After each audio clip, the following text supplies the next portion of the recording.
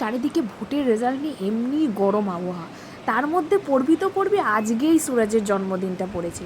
মানে কি করব, কি রান্না হবে, কি হবে, মানে এমনি তো টেনশন চলছে, তার মধ্যে রান্না। তো যাই হোক, মহারাজ বলেছে বেশি কিছু খাবেন না, মহারাজের আবার ডায়েট চলছে, তাই বেশি কিছু করাও যাবে না। তাই ভাবলাম কি করা যায়, কী করা যায়, তাই খুব সাধারণভাবে আর খুব চটজলদি কিছু রান্না। তবে যাই বলো, যাই হয়ে যাক, জন্মদিন বলে কথা, কিছু না রান্না করলে হয়। তো এই আর কি, 5 রকম ভাজা, আলু ভাজা, উচ্ছে ভাজা, কাঁচকলা ভাজা আর পটল ভাজা আর মাছ।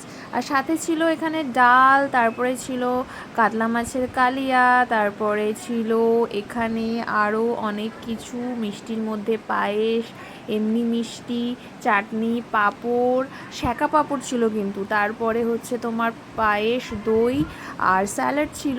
বেশি কিছু করা হয়নি অবশ্যই, তার কারণ হচ্ছে, হ্যাঁ তবে সুরজ যদিও মানে মাছের থেকে মানে মাংসটা খেতে বেশি ভালোবাসে, স্টিল শুভ কাজে আমার মনে হয় মাছটাই বেশি বেটার। তো যাই হোক, মাছই করে দেওয়া হয়েছিল ওকে।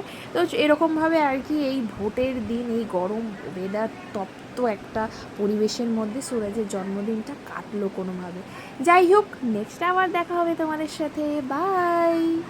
বাবা, মহারাজের সে কি আনন্দ, এই হাসি মুখটার জন্যই তো এগুলো করা।